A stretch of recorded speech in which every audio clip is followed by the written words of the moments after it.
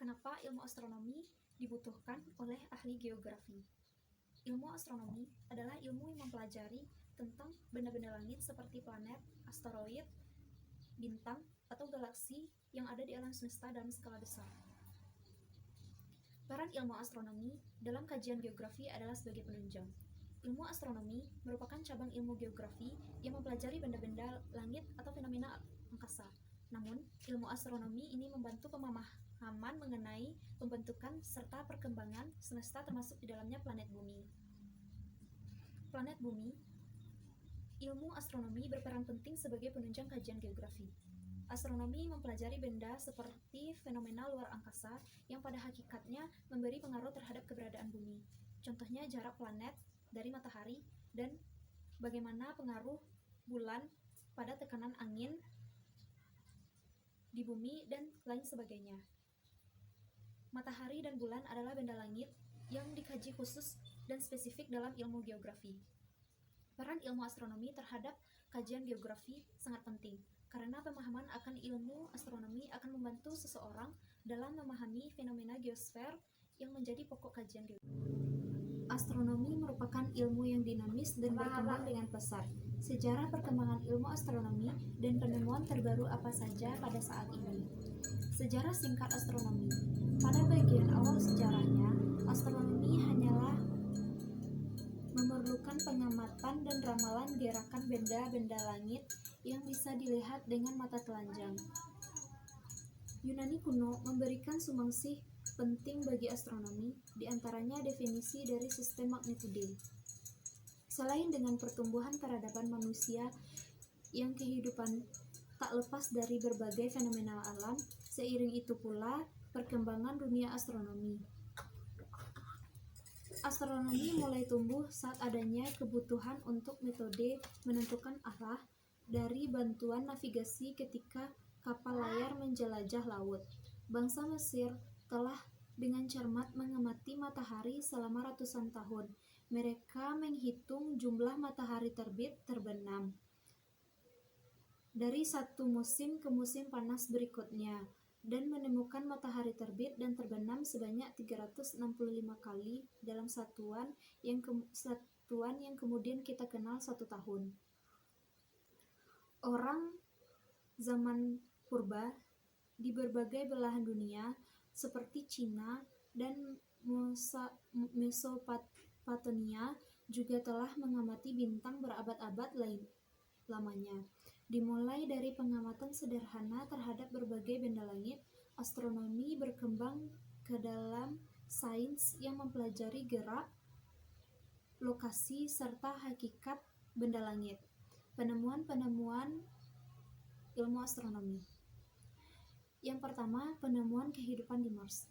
Planet Mars atau planet merah merupakan planet yang mendapat konsentrasi penuh dari para astronom. Bahkan mereka sampai membuat sebuah robot yang mampu menelusuri daratan Mars. NASA Phoenix berhasil mendarat di Mars pada bulan Mei 2008. Penemuan selanjutnya yaitu dark energy. Dark energy adalah prosesi berevolusinya alam semesta. Pada orbitnya akan menimbulkan kekuatan energi yang maha dahsyat, baik bagi bumi maupun benda-benda langit lainnya. Energi tersembunyi tersebut telah memutari bumi, matahari, dan galaksi. Penemuan selanjutnya yaitu black hole. Black hole merupakan ketebalan yang akan mencengkram apapun yang ada di jagat raya, termasuk cahaya. Meskipun bentuknya tak terlihat, namun para astronom yakin bahwa hal tersebut merupakan sebuah objek besar yang mendekati bumi. Ukuran black hole ini diprediksi semakin membesar dengan berat 3,8 kali besar dan berdiameter 2,5 mil. Penemuan-penemuan planet baru, para astronom melaporkan ditemukannya planet yang makin paling mirip dengan bumi sekitar tata surya.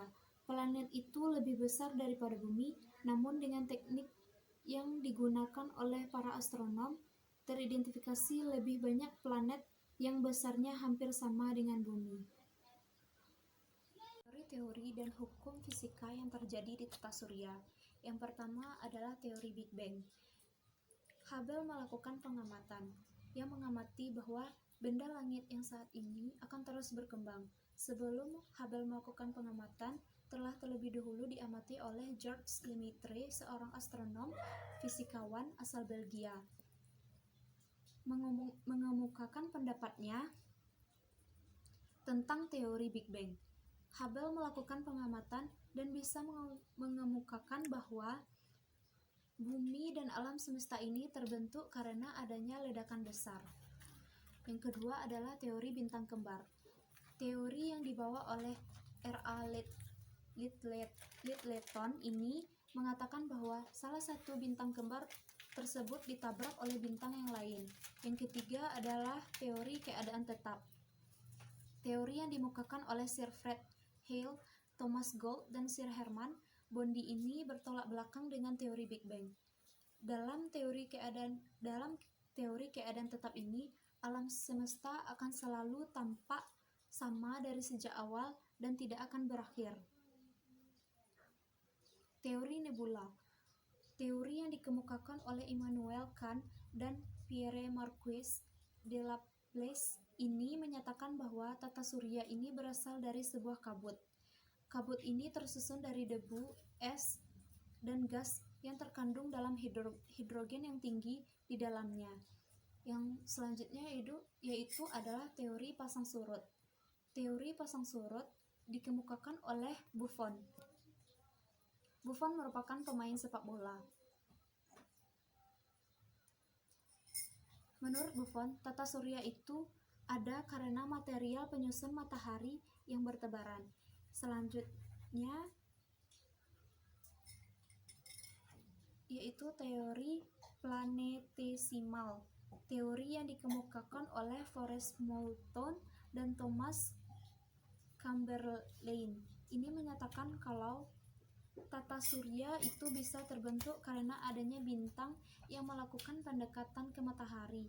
Hasil dari pendekatan tersebut berakibat permukaan matahari membentuk tonjolan-tonjolan dari gaya tarik yang disebabkan oleh bintang tersebut. Saat ini bintang mulai menjauh. Matahari ada sebagian material masuk ke dalam permukaan matahari dan sebagian lain menetap di orbit, memadat, dan menjadi dingin. Inilah yang dinamakan benda-benda langit atau planetesimal. Selanjutnya yaitu teori protoplanet atau awal debu. Teori yang dicetuskan oleh Carl von Weizsäcker dan disempurnakan oleh Gerard Kuiper ini menyatakan kalau tata surya itu asalnya dari gumpalan debu dan gas. Karakteristik dan fenomena yang terjadi pada matahari, lalu apa dampaknya bagi bumi? Yang pertama, fenomena ledakan atau badai matahari. Badai matahari tidak akan langsung menghancurkan peradaban di bumi, tapi akan berpengaruh pada sistem teknologi tinggi seperti satelit dan komunikasi radio. Badai matahari terjadi ketika muncul flare dan coronal mass ejection atau CME. Flare adalah ledakan besar di atmosfer matahari yang adanya setara dengan 66 juta kali ledakan bom atom Hiroshima. Ketika badai matahari kuat menyerang, terjadi masalah yang akan dihadapi oleh manusia, yaitu gangguan atau masalah jaringan. Fenomena selanjutnya yaitu gerhana matahari total. Gerhana matahari total merupakan fenomena yang terjadi ketika matahari, bulan, bumi berada dalam satu garis lurus.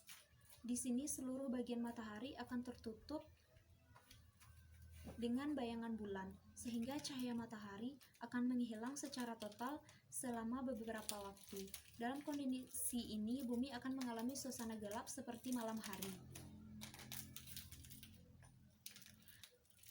Gerhana matahari total terjadi saat matahari, bulan, dan bumi terletak dalam satu garis lurus. Posisi ini didapatkan tidak lain karena bumi, bulan sama-sama berputar pada porosnya.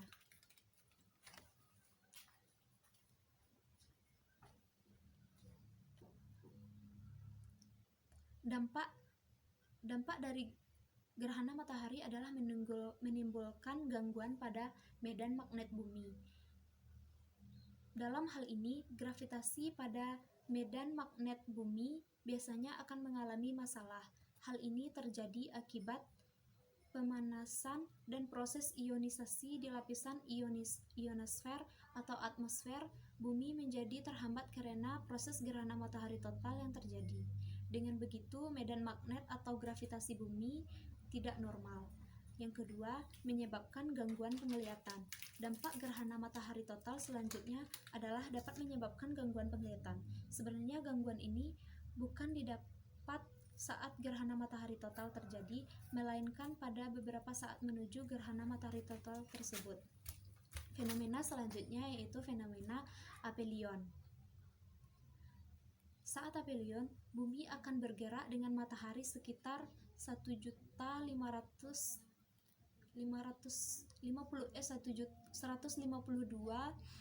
juta kilometer menurut keterangan Pusat Sains Antariksa 8 lewat unggahan di akun Instagram mereka.